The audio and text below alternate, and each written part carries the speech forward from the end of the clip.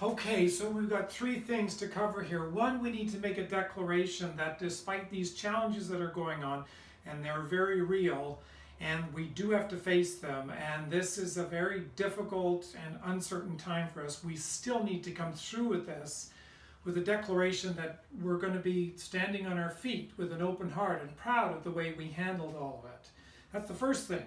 The second thing is we need to talk about how it is that we can deal with this mental health of isolation, right? There's isolation back 40 in the basement, all of a sudden now crowded in against a crowd of sorrows and our wounds and our challenges.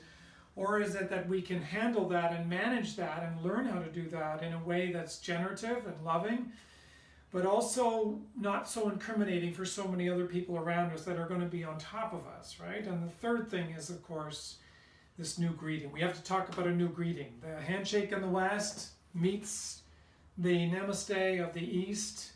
I'm suggesting we come up with a new hybrid one. So first thing, declaration. We need to now, going into these turbulent and tumultuous and uncertain times, to really decide that, are we going to come out of this now? We need to decide now, like the Dalai Lama does before he goes into a meeting. We're going to come out of that meeting with more love in the air than we did when we first went in, no matter what we're talking about. We need to make that kind of declaration with all our meetings, actually, but especially to ourselves, that we're going to come out of this tough time with a declaration that we did our absolute best, and we fumbled and we faced things and it was difficult, but we're proud of the way we carried ourselves. We did, yes, our character and our integrity and our generosity really showed up. We want to be seeing that on a day-to-day basis. Okay, the second thing, and I'm going to talk some more about mental health because that's the world I'm in, and how to handle the anxiety and the overwhelm and the depression and anxiety of all the stuff coming up from the basement, all our stuff coming out in our relationships, all the challenges of our childhood, and even our fears of the future because of our childhood. How do we manage that? So a couple of things right off the bat. Sometimes the best thing we can do is start the 20 minutes of writing every day. Just expressing what we need. You don't have to go into details. Nobody has to read it.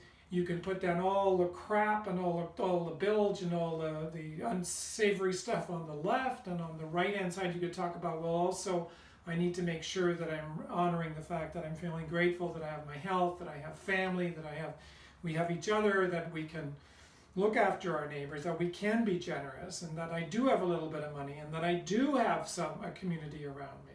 So that can be both of those things, not being afraid that we can read each other's, we're going to read each other's bilge. No, we don't need to that. In fact, you could burn this bilge. But just to get it out of your system is going to be useful. It's probably going to be bubbling up, right? More on that later. The third thing we need to really understand is that we need a new greeting, people. We can't do the elbows without people feeling freaked out about that. We can't do the handshake with freaked outness, and we can't do the hug without freaked. And fair enough, I'm freaked out as much as the next guy, right? We have to come up with something new. And at the same time, we need connection. All the interneurobiology of relationships says that we need to be around people. So how do we do this well? We need to be around people for health and for wellness and for thinking clearly and for feeling clearly, and to do this in a way that's honorable and respectful of channel 1 virus, channel 2. How do we navigate and bring the best part of ourselves out into the open? And the third channel is, how do we do both of those together?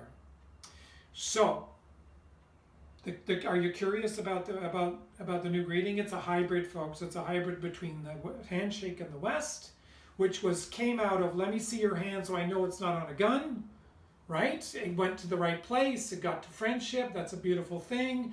In the East, we have namaste, we bow down to each other, the wholeness and God and Goddess bowed, and you bows down to the wholeness and Goddess and God in me, and we can, and we look and we bow down like that. That's a beautiful thing too. That's also beautiful. But what if now we need a new global greeting that is going to allow us to honor, just at this time, I'm just saying at this time, right? A possibility of us then honoring the fact that we see each other, we put our hand on our hearts, So we have heart hands. We bow down slightly to the left because that, if we were geographically to physically go and hug each other, we would do that, and our hearts would be closer if we did it on the left. So geographically we want our hearts bowing down on the left.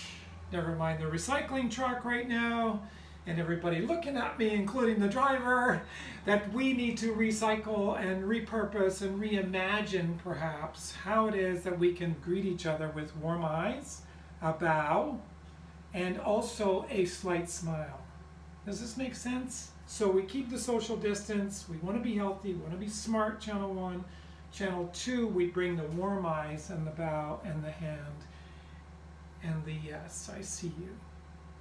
It's a beautiful thing, it's a simple thing, and it would take some getting used to, I know, but it's like this.